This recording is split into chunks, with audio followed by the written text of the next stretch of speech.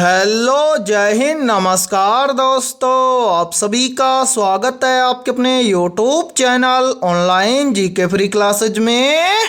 आज के इस क्लास में हम रेलवे ग्रुप डी परीक्षा 2025 के लिए 8वां मॉडल पेपर लेकर आए हैं। और मेरे भाई इस 8वें मॉडल पेपर के अंदर हम उन्हीं क्वेश्चनों को कवर करेंगे जो क्वेश्चन आपके रेलवे ग्रुप डी परीक्षा 2025 के लिए इम्पोर्टेंट रहेंगे।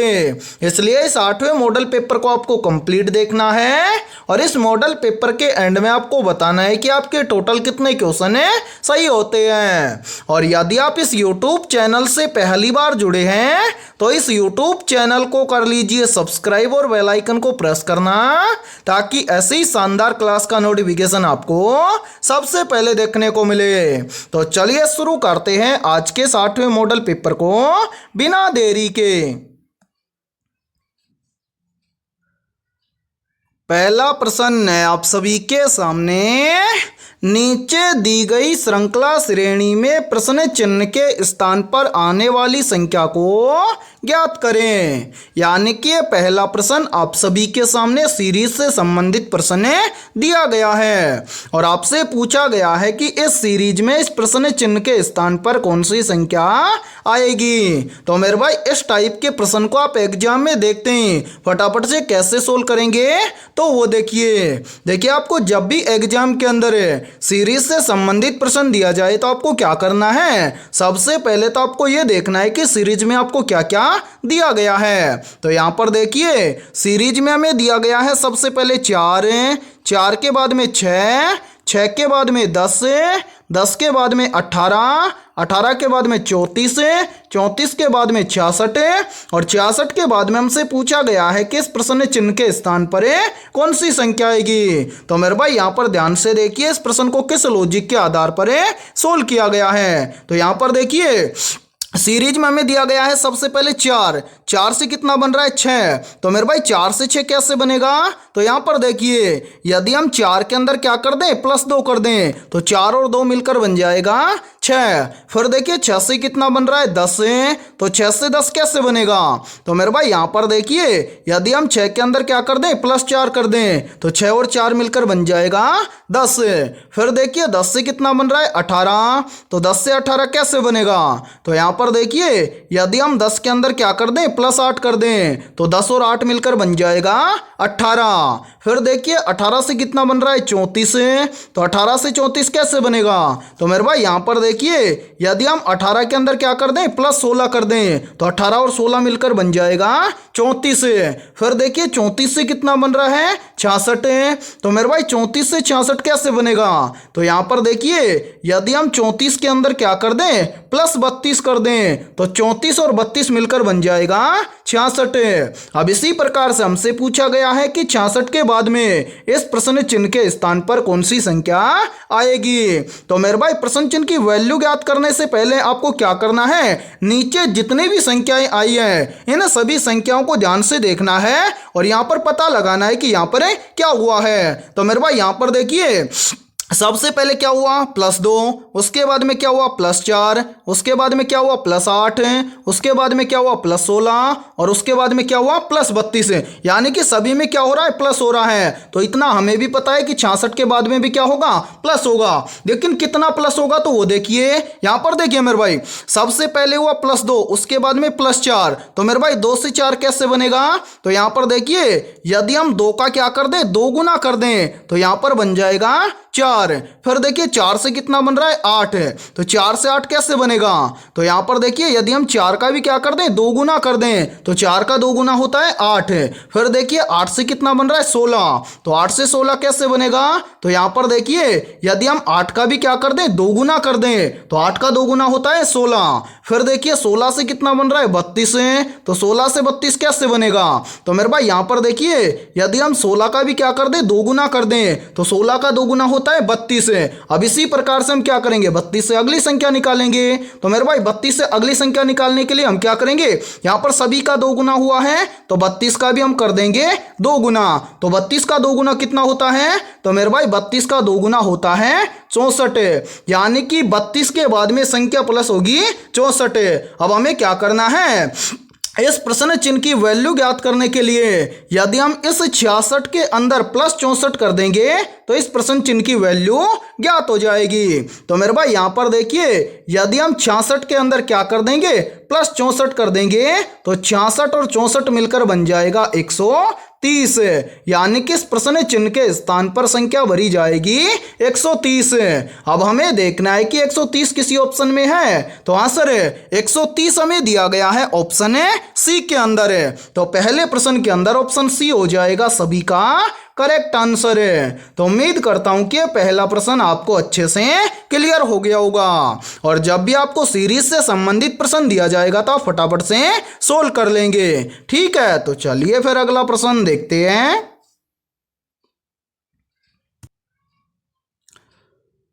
दूसरा प्रश्न है आप सभी के सामने, नीचे दी गई आकृति में प्रश्न चिन्ह के स्थान पर आने वाली लुप्त संख्या को ज्ञात करें।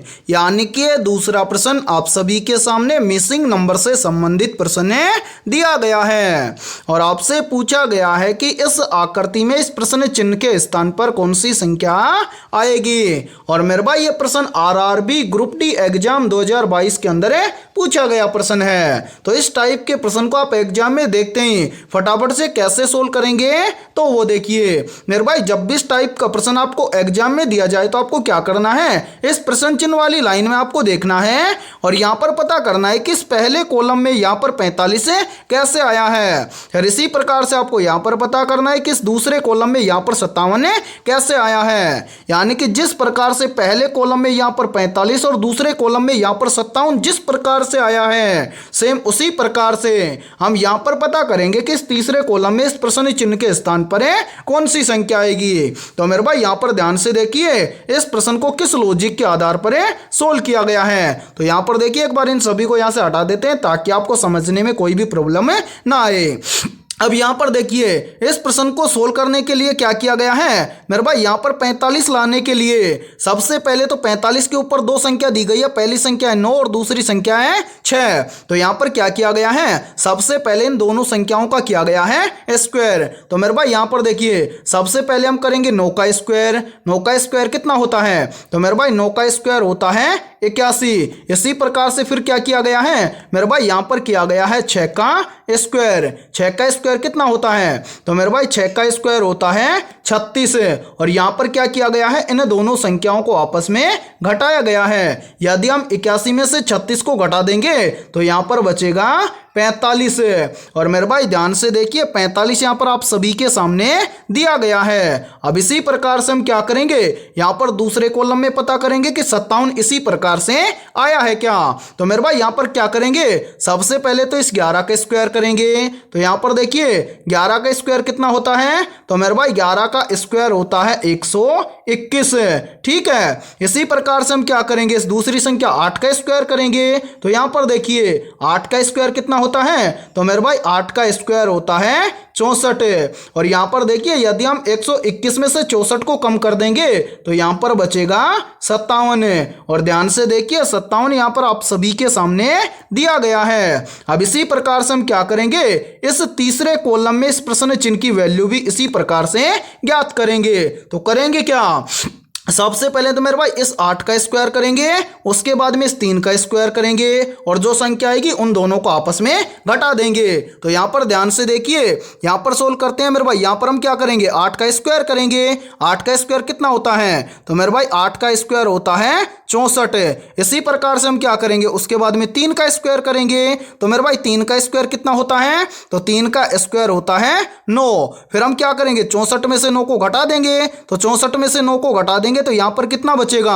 मेरे भाई, यहां पर बचेगा 55। यानी कि इस प्रश्न चिन्ह के स्थान पर संख्या भरी जाएगी 55। और 55 हमें दिया गया है ऑप्शन सी के अंदर है। तो मेरे भाई दूसरे प्रश्न के अंदर ऑप्शन सी हो जाएगा सभी का करेक्ट आंसर है। तो उम्मीद करता हूं कि दूसरा प्रश्न आपको अच्छे से क्लियर हो गया होगा, और जब भी इस टाइप का प्रश्न आपको एग्जाम में दिया जाएगा तो फटाफट से सोल्व कर लेंगे। ठीक है, तो चलिए फिर अगला प्रश्न देखते हैं।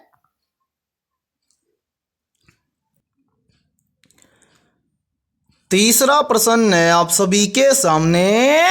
नीचे दिए गए प्रश्न में प्रश्न चिन्ह के स्थान पर आने वाली संख्या को ज्ञात करें। यानी कि तीसरा प्रश्न आप सभी के सामने नंबर एनालॉजी से संबंधित प्रश्न दिया गया है और आपसे पूछा गया है कि इस प्रश्न चिन्ह के स्थान पर कौन सी संख्या आएगी। तो मेरे भाई इस टाइप के प्रश्न को आप एग्जाम में देखते ही फटाफट से कैसे सोल्व करेंगे, तो वो देखिए जब भी इस टाइप का प्रश्न आपको एग्जाम में दिया जाए तो आपको क्या करना है, सबसे पहले आपको यहां पर पता करना है कि यहां पर 122 और यहां पर 170 कैसे लिखा गया है। फिर उसी प्रकार से हम यहां पर पता करेंगे कि यहां पर हमें 290 दिया गया है और 290 के बाद में इस प्रश्न चिन्ह के स्थान पर कौन सी संख्या आएगी। तो मेरे भाई यहां पर ध्यान से समझिए इस प्रश्न को किस लॉजिक के आधार पर सोल्व किया गया है। सबसे पहले यहां पर देखिए संख्या में दी गई है सबसे पहले 122, तो यहां पर 122 लिखा गया है कैसे। तो मेरे भाई यहां पर देखिए यदि हम 11 का स्क्वायर कर दें तो 11 के स्क्वायर कितना होता है, तो मेरे भाई यहां पर देखिए 11 का स्क्वायर होता है 121 और यदि हम इस 121 के अंदर प्लस 1 कर दें तो 121 और 1 मिलकर बन जाएगा 122 और यहां पर देखिए 122 आप सभी के सामने दिया गया है। अब इसी प्रकार से हम क्या करेंगे, यहां पर आगे देखेंगे कि यहां पर 170 कैसे लिखा गया है। तो मेरे भाई यहां पर 170 लिखा गया है कैसे, तो यहां पर देखिए यदि हम क्या कर दें 13 का स्क्वायर कर दें तो 13 का स्क्वायर कितना होता है, तो 13 का स्क्वायर होता है 169 और इस 169 के अंदर यदि हम क्या कर दें प्लस 1 कर दें तो 169 और 1 मिलकर बन जाएगा 170 और ध्यान से देखिए 170 यहां पर आप सभी के सामने दिया गया है। अब इसी प्रकार से हम क्या करेंगे, सबसे पहले यहां पर पता करेंगे कि यहां पर 290 कैसे लिखा जा सकता है। तो मेरे भाई यहां पर देखिए यहां पर 290 लिखा जा सकता है कैसे, यदि हम क्या कर दें यहां पर 17 का स्क्वायर कर दें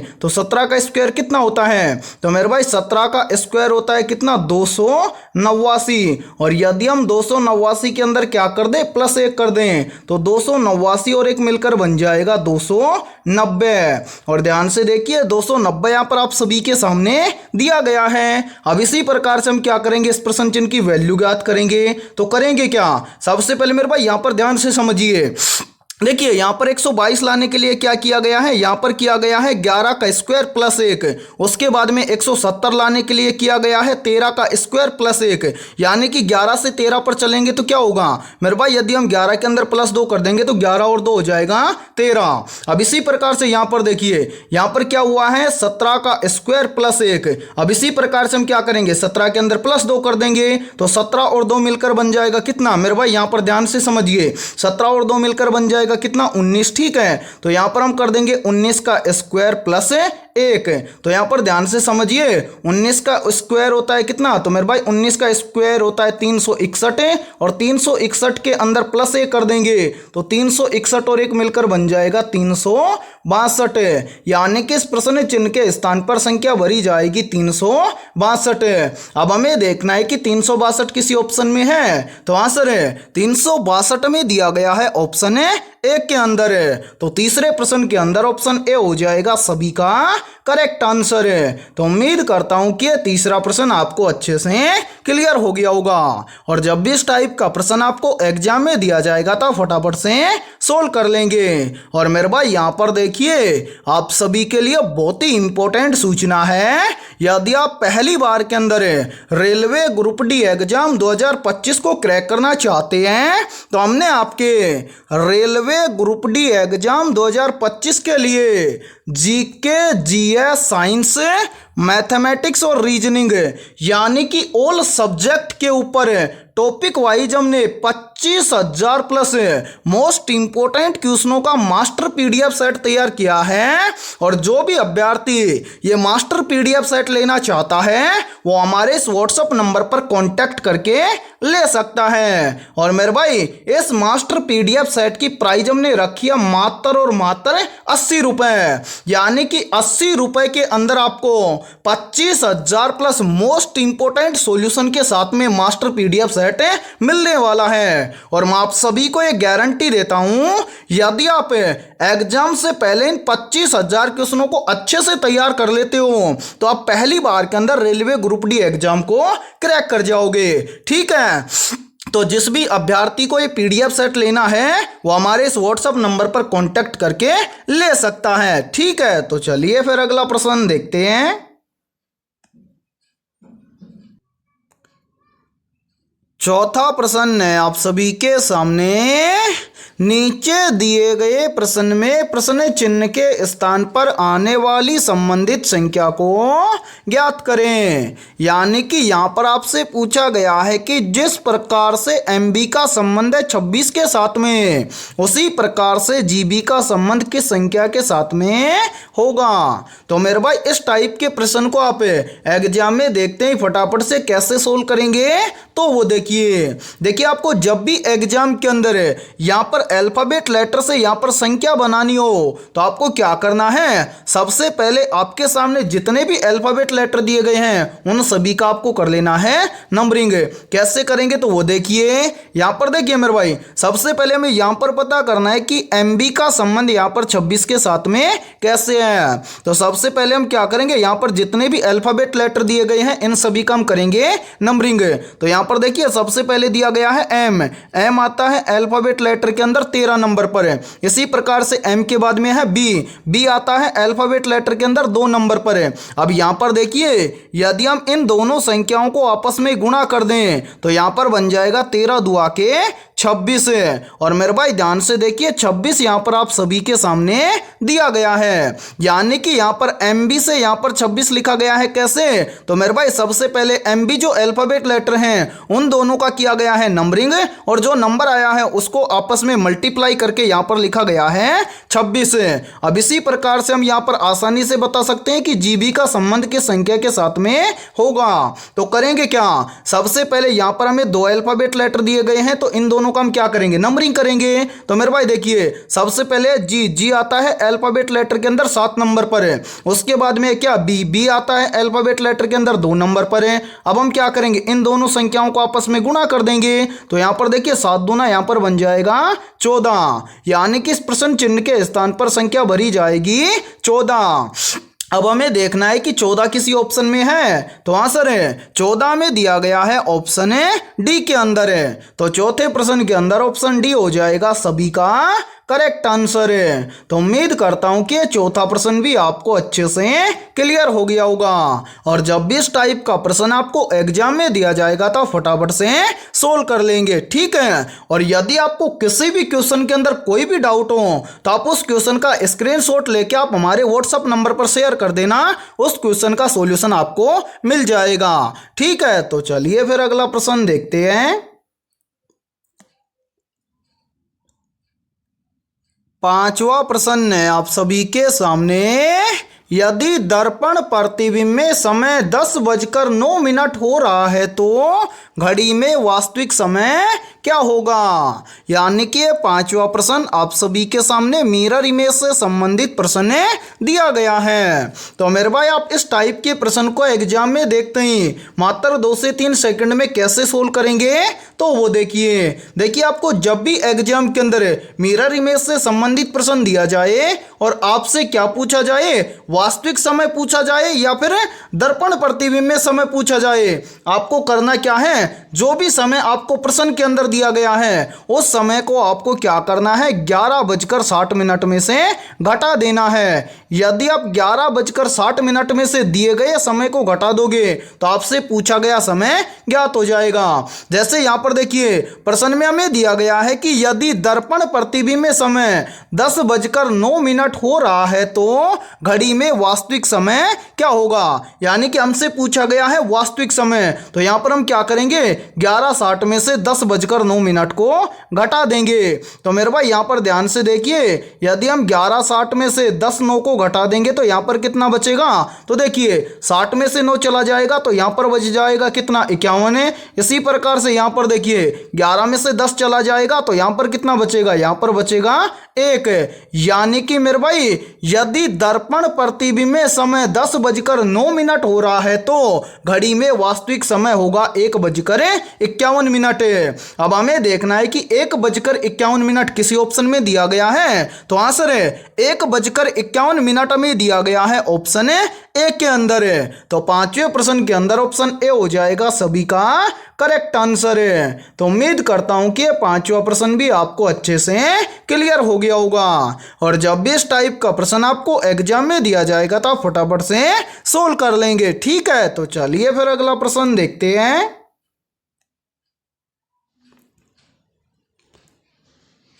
छठा प्रश्न है आप सभी के सामने, निम्नलिखित में से चंपारण सत्याग्रह किस वर्ष हुआ था?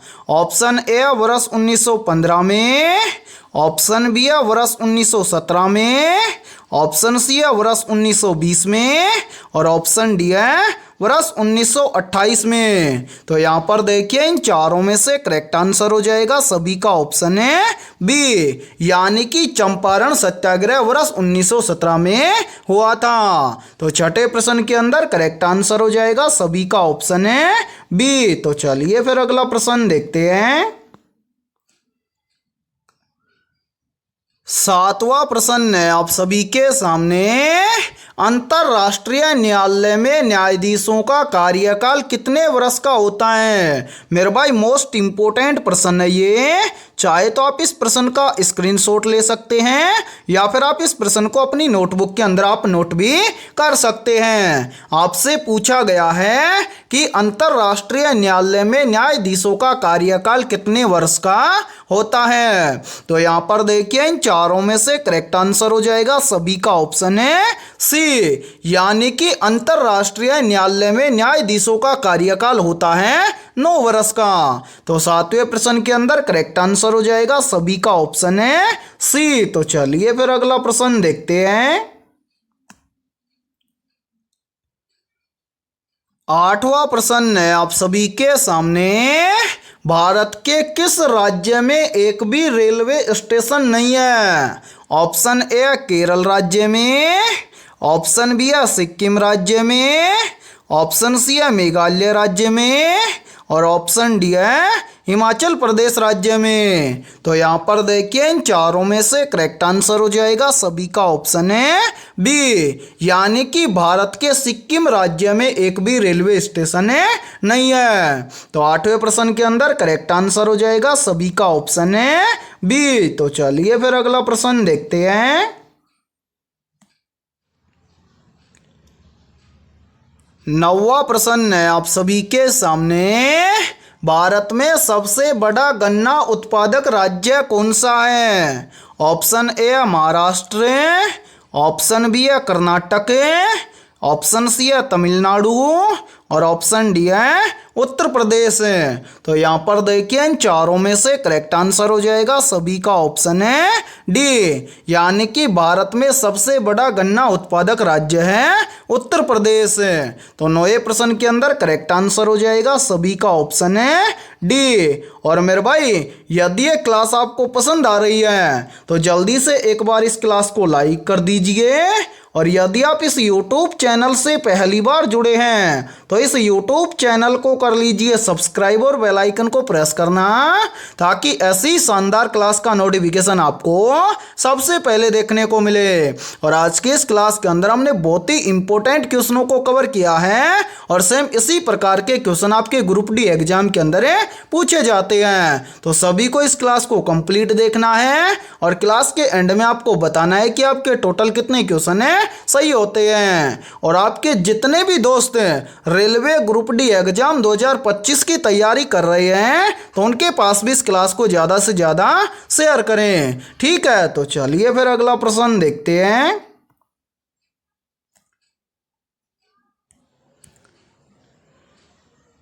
10वां प्रश्न है आप सभी के सामने, महाजनपद काल के दौरान कौन सी सबसे बड़ी राजधानी थी? तो यहाँ पर देखिए इन चारों में से करेक्ट आंसर हो जाएगा सभी का ऑप्शन है ए, यानी कि महाजनपद काल के दौरान सबसे बड़ी राजधानी थी पाटलिपुत्र। तो 10वें प्रश्न के अंदर करेक्ट आंसर हो जाएगा सभी का ऑप्शन है ए। तो चलिए फिर अगला प्रश्न देखते हैं। 11वां प्रश्न है आप सभी के सामने, निम्न में से बुद्ध का जन्म किस स्थान पर हुआ था? ऑप्शन ए लुम्बिनी में, ऑप्शन बी है कुशीनगर में, ऑप्शन सी है सारनाथ में और ऑप्शन डी है बोध गया में। तो यहाँ पर देखिए इन चारों में से करेक्ट आंसर हो जाएगा सभी का ऑप्शन है ए, यानी कि बुद्ध का जन्म हुआ था लुम्बिनी स्थान पर। तो 11वें प्रश्न के अंदर करेक्ट आंसर हो जाएगा सभी का ऑप्शन है ए। तो चलिए फिर अगला प्रश्न देखते हैं। 12वां प्रश्न है आप सभी के सामने। निम्नलिखित में से मौर्य साम्राज्य का संस्थापक कौन था? मोस्ट इंपोर्टेंट प्रश्न है ये, तो जल्दी से बताइए इन चारों में से करेक्ट आंसर क्या होगा।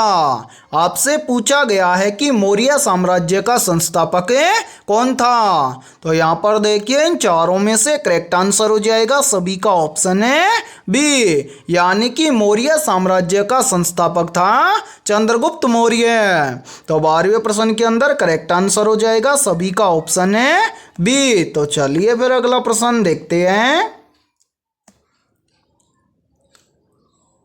13वां प्रश्न है आप सभी के सामने। गुप्त साम्राज्य का स्वर्ण युग किस सम्राट के शासन काल में माना जाता है? ऑप्शन ए चंद्रगुप्त प्रथम के शासन काल में, ऑप्शन बी है चंद्रगुप्त द्वितीय के शासन काल में, ऑप्शन सी है कुमारगुप्त के शासनकाल में, और ऑप्शन डी है देवगुप्त के शासनकाल में। तो यहाँ पर देखिए इन चारों में से करेक्ट आंसर हो जाएगा सभी का ऑप्शन है बी, यानी कि चंद्रगुप्त द्वितीय के शासनकाल को माना जाता है स्वर्ण युग। ठीक है, तो 13वें प्रश्न के अंदर करेक्ट आंसर हो जाएगा सभी का ऑप्शन है बी। तो चलिए फिर अगला प्रश्न देखते हैं। 14वां प्रश्न है आप सभी के सामने। मौर्य साम्राज्य में कौन सा प्राचीन ग्रंथ सबसे प्रसिद्ध था? मेरे भाई मोस्ट इंपोर्टेंट प्रश्न है ये, और आप इस प्रश्न पर स्टार जरूर लगा लेना क्योंकि ये प्रश्न एग्जाम के अंदर पूछा जा सकता है। आपसे पूछा गया है कि मौर्य साम्राज्य में कौन सा प्राचीन ग्रंथ सबसे प्रसिद्ध था। तो मेरे भाई यहाँ पर देखिए इन चारों में से करेक्ट आंसर हो जाएगा सभी का ऑप्शन है बी, यानी कि मौर्य साम्राज्य का जो अर्थशास्त्र प्राचीन ग्रंथ है ये मौर्य साम्राज्य में सबसे प्रसिद्ध था। तो 14वें प्रश्न के अंदर करेक्ट आंसर हो जाएगा सभी का ऑप्शन है बी। तो चलिए फिर अगला प्रश्न देखते हैं। 15वां प्रश्न है आप सभी के सामने। चोल साम्राज्य के समय प्रसिद्ध मंदिर कौन सा है?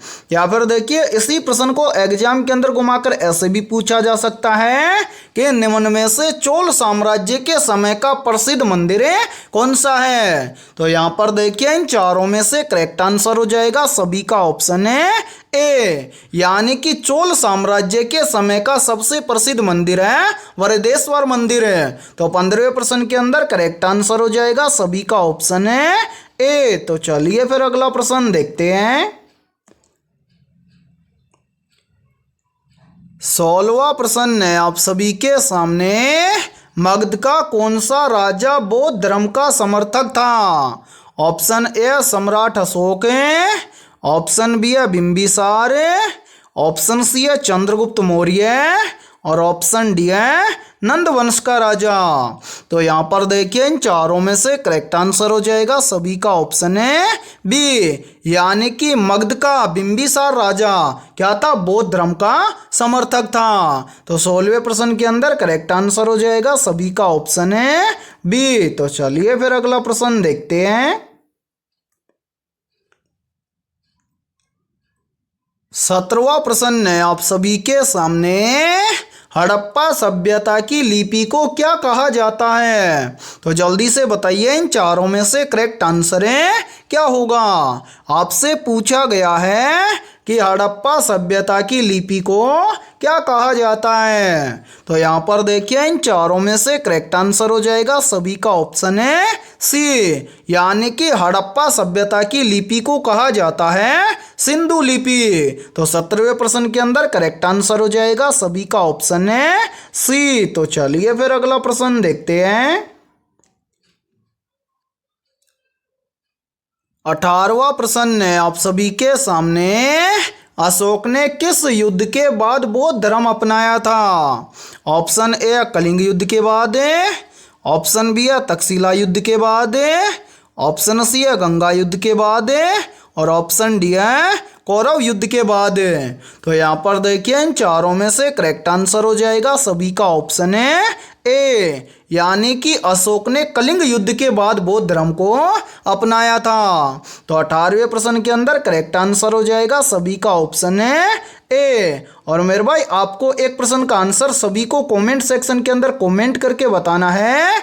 प्रश्न है कि कलिंग युद्ध कब हुआ था। इस प्रश्न का आंसर सभी को कमेंट सेक्शन के अंदर कमेंट करके बताना है। ठीक है, तो चलिए फिर अगला प्रश्न देखते हैं। 19वां प्रश्न है आप सभी के सामने।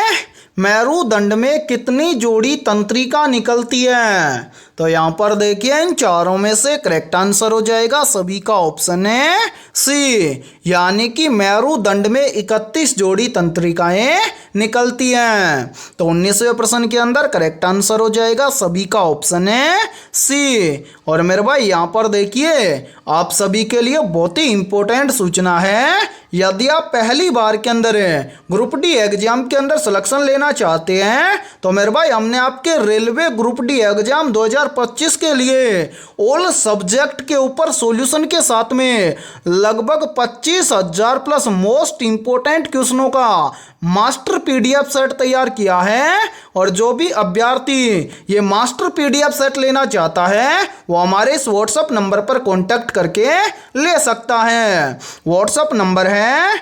7374826893। मेरे भाई ये हमारा व्हाट्सएप नंबर है। इस व्हाट्सएप नंबर पर आप कांटेक्ट करके इस 25,000 प्लस क्वेश्चनों के मास्टर पीडीएफ सेट को आप ले सकते हैं। और मेरे भाई इस मास्टर पीडीएफ सेट की प्राइस हमने रखी है मात्र और मात्र 80 रुपये, यानी कि 80 रुपये की नामात्र फीस के अंदर आपको सॉल्यूशन के साथ में ऑल सब्जेक्ट के ऊपर 25,000 प्लस मोस्ट इंपोर्टेंट क्वेश्चनों का पीडीएफ सेट आपको दिया जाएगा। और मैं आप सभी को एक गारंटी देता हूं, यदि आप ग्रुप डी एग्जाम 2025 से पहले यदि आप इन 25,000 क्वेश्चनों को अच्छे से तैयार कर लेते हो तो आप पहली बार के अंदर रेलवे ग्रुप डी एग्जाम को क्रैक कर जाओगे। ठीक है, तो जिस भी अभ्यर्थी को पीडीएफ सेट लेना है वो इस नंबर पर कांटेक्ट करके ले सकता है। ठीक है, तो चलिए फिर अगला प्रश्न देखते हैं। 20वां प्रश्न है आप सभी के सामने। प्रतिवर्ती क्रियाओं का नियंत्रण केंद्र कहां पर है। ऑप्शन ए प्रेमस्तिष्क में, ऑप्शन बी है अनुमस्तिष्क में, ऑप्शन सी है कशेरुक रज्जु में और ऑप्शन डी है तंत्रिका कोशिका में। तो यहाँ पर देखिए इन चारों में से करेक्ट आंसर हो जाएगा सभी का ऑप्शन है सी, यानी कि प्रतिवर्ती क्रियाओं का नियंत्रण केंद्र कशेरुक रज्जु में है। तो 20वें प्रश्न के अंदर करेक्ट आंसर हो जाएगा सभी का ऑप्शन है सी। तो मेरे भाई आज की इस क्लास के अंदर इतना ही। यदि ये क्लास आपको पसंद आई है तो जल्दी से एक बार इस क्लास को लाइक कर दीजिए। और यदि आप इस YouTube चैनल से पहली बार जुड़े हैं तो इस YouTube चैनल को कर लीजिए सब्सक्राइब और बेल आइकन को प्रेस करना, ताकि ऐसी शानदार क्लास का नोटिफिकेशन आपको सबसे पहले देखने को मिले। और आज की इस क्लास के अंदर हमने 20 बहुत ही इंपॉर्टेंट क्वेश्चन करवाए हैं। तो इन 20 में से आपके कितने क्वेश्चन सही हुए हैं सभी को कमेंट सेक्शन के अंदर कमेंट करके बताना है। और जिन भी अभ्यर्थियों के इन 20 में से लगभग 18 प्लस क्वेश्चन सही हुए हैं तो समझना उनकी तैयारी बेहतर है। तो फिर मिलते हैं ऐसे ही बेहतरीन क्वेश्चनों के साथ सुबह 7 बजे।